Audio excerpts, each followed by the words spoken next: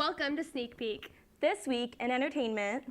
After Ray Rice's indefinite suspension from the Baltimore Ravens this week, the internet took to Photoshop to show their displeasure, altering an image of a CoverGirl model showing CoverGirl's Raven line to look like she had a black eye. According to a report by the Directors Guild of America, only 2% of television series episodes this past year had a female director. That follows this week's Women in TV and Films Boxed In study that reported fewer women represented on or off screen unless one of the creators was a woman. In lighter news, Prince George will soon have a little brother or sister, and Ryan Gosling and Eva Mendes welcomed their baby girl into the world this week. That's all for entertainment news. This is Sneak Peek.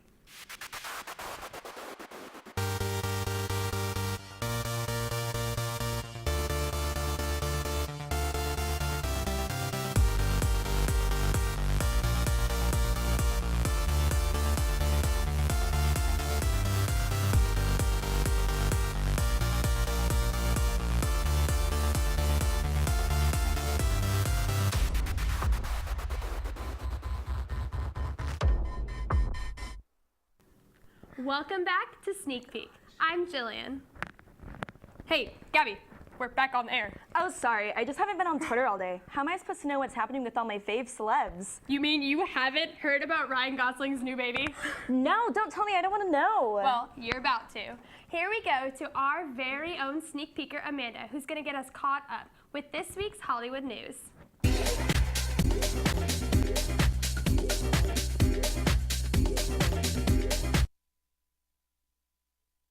I'm Amanda, and as usual, we've got more news, and the Cleveland Browns have losses. Just kidding, I don't watch sports.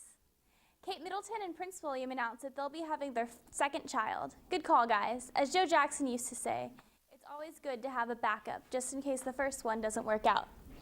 Speaking of babies, Ryan Gosling and Eva Mendes had their first child last Friday. Now, if you're one of those people who's sick of baby news because you think it's irrelevant to your life, just remember that there's now one more person on this earth more attractive than you.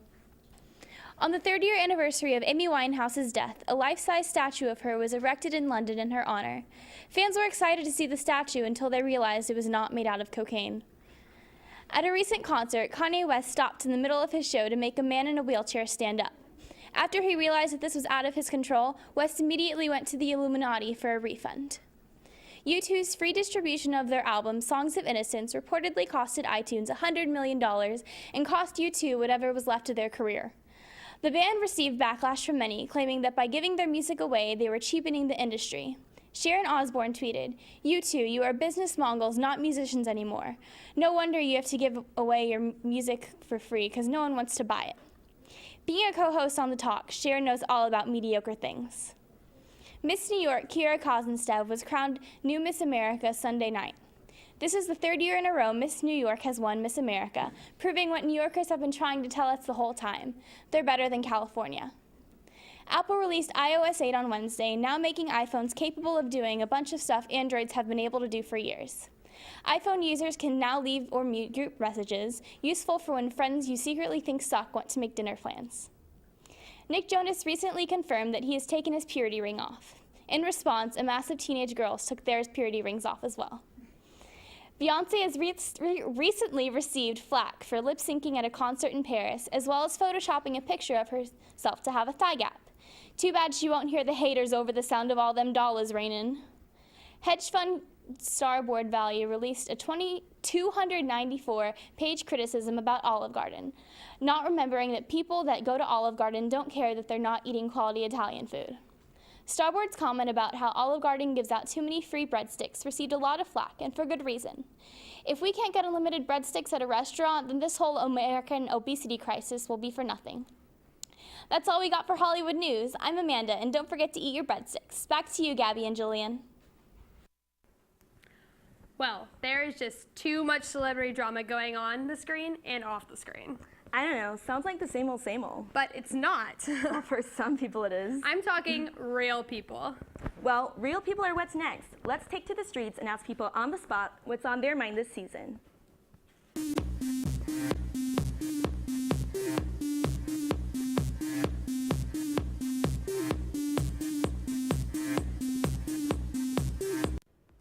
Hey guys, I'm here at UT East Mall, and I'm here to see what people are most looking forward to with fall TV.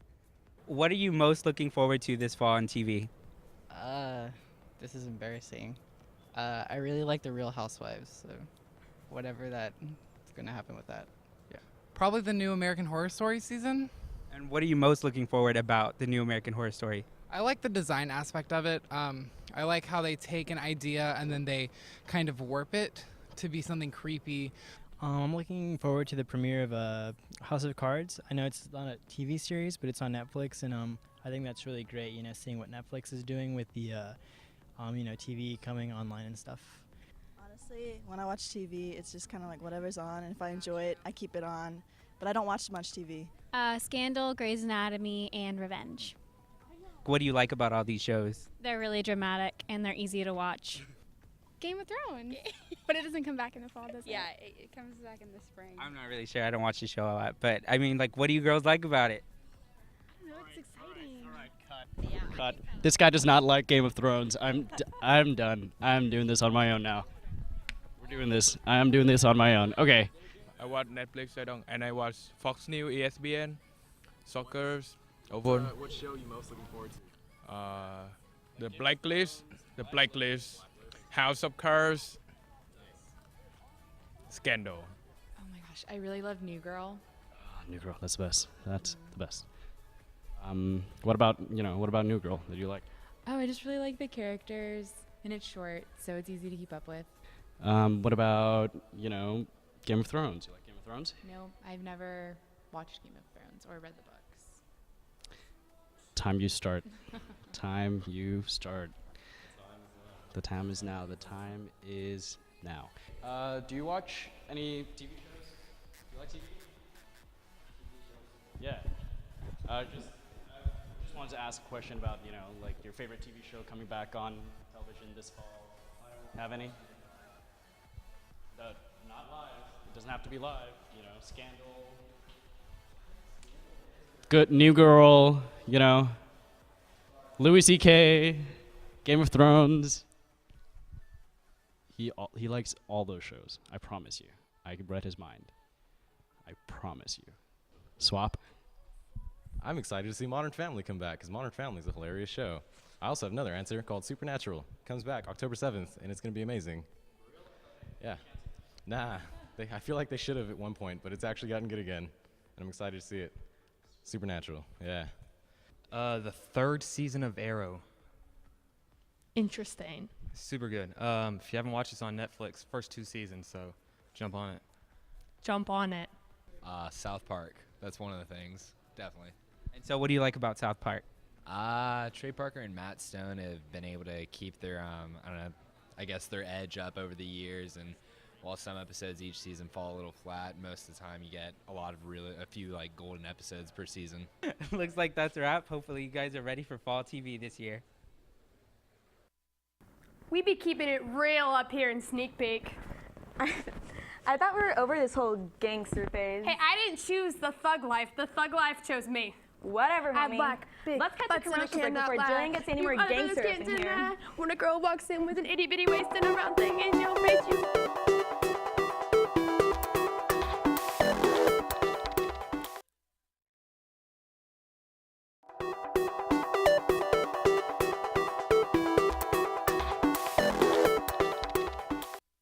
Welcome back to Sneak Peek. So, Gabby, what new TV shows are you excited about this fall? What? Since when do shows come out in the fall? Are they going to be on Netflix? Let's go to John Carlo to hear all about TV news. Thanks, guys. So, just like you guys, we at Sneak Peek have our eyes on a bunch of new shows coming up soon.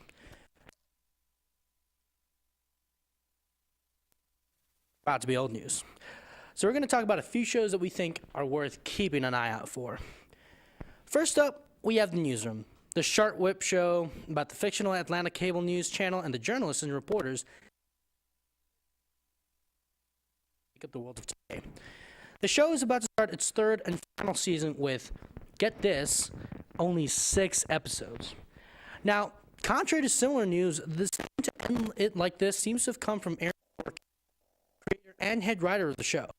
It's currently one of the heavy hitters from HBO, with quite a few awards under its belt, so we're sad to see it go, especially with so few episodes left. But we're taking it to mean that those final 6 episodes, which we've been promised are purely the product of Sorkin's own head, are going to be absolutely killer.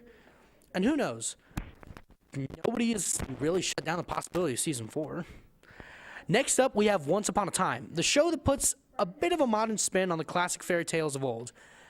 As the last season hinted, this upcoming 4th season's first half is going to have characters straight out of Disney's Frozen. But not exactly. See, based on the old fairy tale The Snow Queen, which means Once Upon a Time isn't jacking Disney characters, but it's definitely riding the wave of popularity Frozen caused.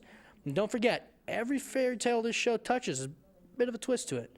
So keep those eyes to see what Once Upon a Time has next for us. We got to talk about The Simpsons now.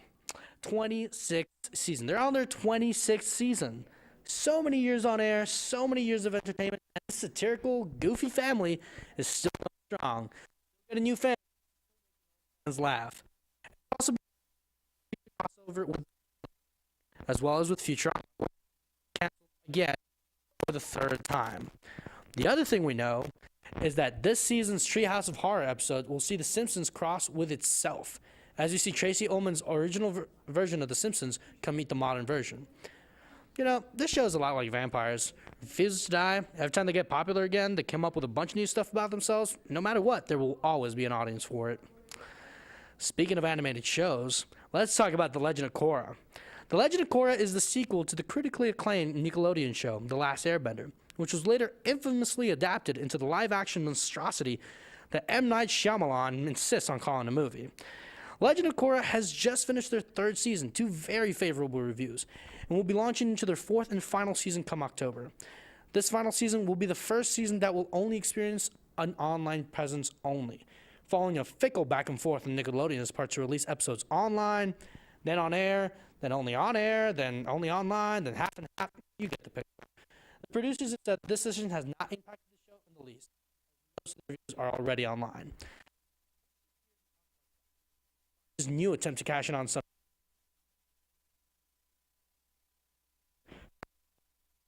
Ben, the OC fame, a fresh new recruit to the Gotham City Police Department. The series him on his first assignment, solving the murder of Martha and Thomas Wayne. If any of those names sound familiar, then you already know what this is.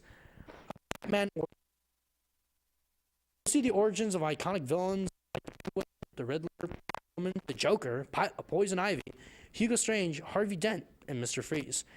All in all, this sounds pretty exciting, and the teaser doesn't look terrible from the get-go. Let's see how it turns out. Here's another DC comic show, The Flash, spinning off of the CW's Arrow TV show. There's not a lot we know about this show. Very basic expository trailer, and that it's about The Flash. But the fact that The Flash has just been greenlit as a show alongside Gotham could mean that DC Comics are going to keep coming to television in live action.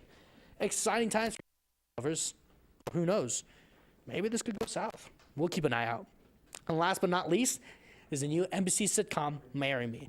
The series is based off of the creator's recent marriage to the lead actress, Casey Wilson. The creator, of course, is none other than David Caspi, who made Happy Endings a critically lauded ABC comedy which, like most shows, was then mistreated by their own network and canceled, which only makes their early comparisons to Arrested Development even more painful. Marry Me has high expectations, seen as it's Cassie's follow-up to Happy Endings. Hopefully, it'll go a lot better than Happy Endings ever did. And those are all the shows we have on our radar. Back to you guys. Wow, that's a lot of television coming up. Now that I think about it, they didn't even mention them all. The U.S. remake of Grace Point, Mulaney, Selfie, there are a lot of interesting shows coming up this fall. You know, with all these DC comics and Marvel movies, I'm really excited about the future of television. Still, it's good to look back to see how far we've come. That's a good idea. How about we take a step back for our next segment, Spotlight with Gerardo. Thanks, guys. With the box office its driest period in years and the season of Oscar-worthy releases took an early swing, it's time to look back at a strong competitor you may have missed this past summer. Amidst a string of critical and commercial juggernauts this season, Boyhood, an epic in its own right, did not realize the profits of its superpowered competition, but has emerged as one of the best reviewed releases for the summer of 2014. Filmed over a course of 12 years, writer and director Richard Linklater's touching comedy follows the life of Mason, an 8-year-old boy played by Eldar Cortrain, as he grows up with all the experiences reminiscent of regular American adolescence.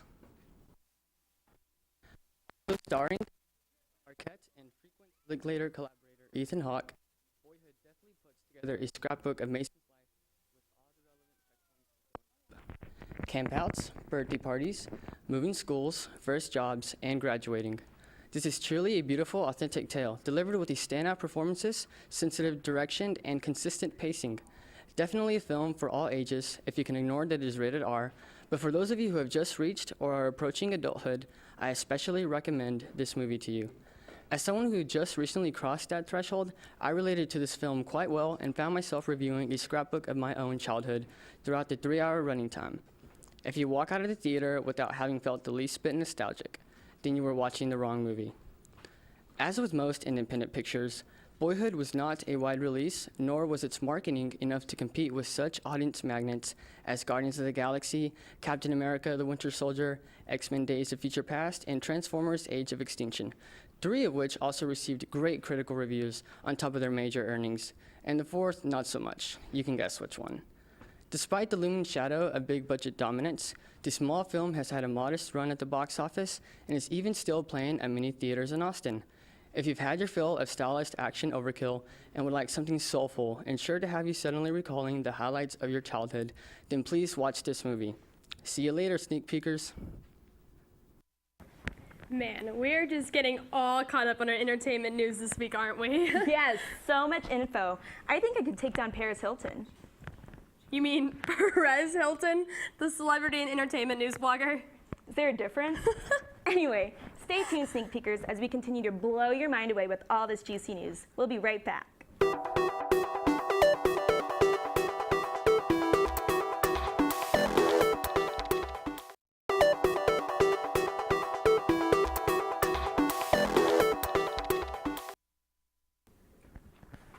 Hey Gabby, have you ever been in love?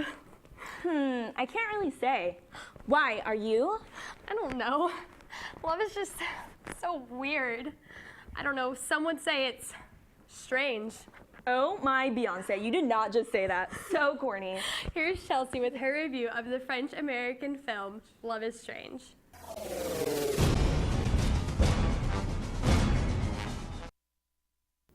A story of 2 homosexual men cohabiting for nearly 40 years, tying the knot, losing their jobs, losing their house, and trying not to lose each other puts the strange in Ira Sachs' latest film, Love is Strange. The 1 hour and 38-minute film focuses on the life of Ben, a condescending painter played by John Lithgow, and his long-term partner George, a piano prodigal music teacher played by Alfred Molina. After spending half of their lives together, the two decide that with the progressive society that they have and the culture that is New York City, it would only be the perfect piece to their romantic puzzle to get married. This, my friends, is where they had it completely and absolutely wrong. Shortly after their elaborate and luxurious honeymoon, the two lovers return back to their less than humble home to return to their very chic New Yorker lifestyle. It isn't before long that George loses his job as a music teacher at a local Catholic school due to a set of traditional valued parents finding out that he had married his partner, despite the fact that both faculty and students were aware of George's personal life from the beginning. From there, unlike the movie, things progress pretty quickly. The two are faced with having to move out of their apartment. Instead of finding jobs, they just decide to accept homelessness and sleep in 2 of their friends' homes, separately, of course.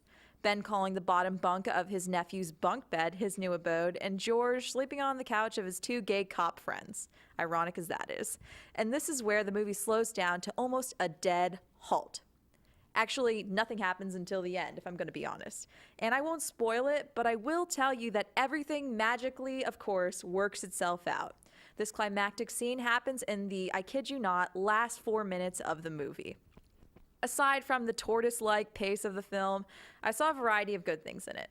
For one, the message is extremely progressive. I love that they address the idea of people of the same sex cohabiting with each other and then finally having the ability to get married. In addition to the message, I was completely mesmerized by the score of the movie. Beautiful piano melodies that made the movie a little more bearable, but I won't lie, at times put me to sleep. The shooting for this movie was also on point. all shots symmetrical and geometric. It was overall and aesthetically pleasing and just a bunch of pretty pictures. I give this movie 2.5 stars and the award for the film that yielded the most yawns and watched looks throughout the duration. I would not see it again, and I definitely would not pay for it to be a part of my DVD collection.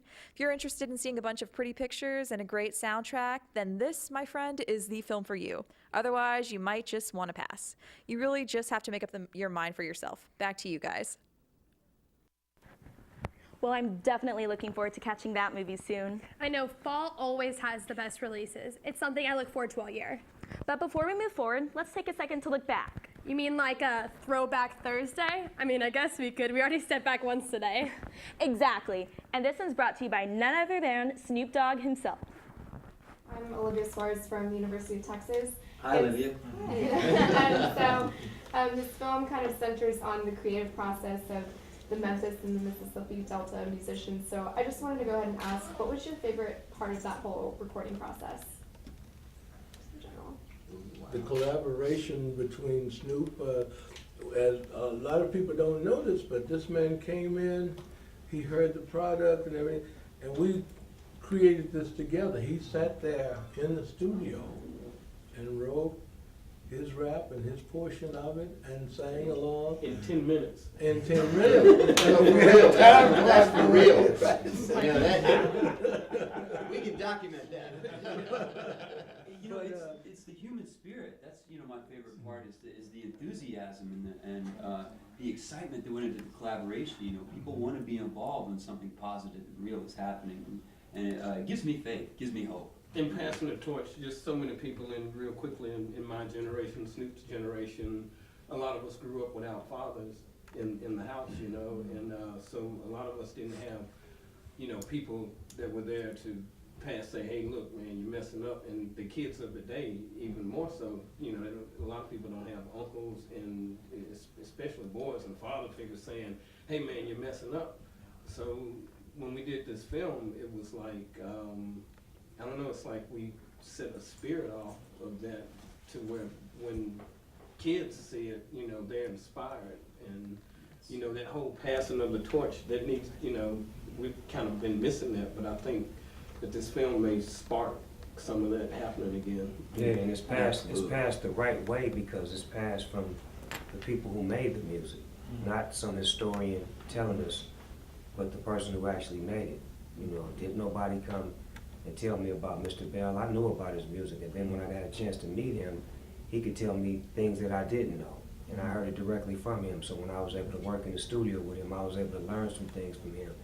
And to be able to learn that is something that I can take with me to the next generation that grows up on my music, that wants to know a few things about me. I can pass on some things that I learned.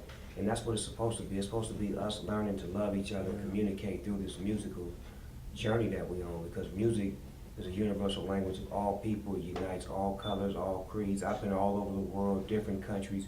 People can't even speak English, but they understand this music. And that's the blessing that we have, to be able to make music. So for us to come together with our forefathers and our, people who made music before us, who laid down the path, who had to struggle, this is a blessing in disguise. And that's why I'm so connected to this project, and I'm so about promoting it and letting people know about it so they can really become a part of what we're doing. Amen.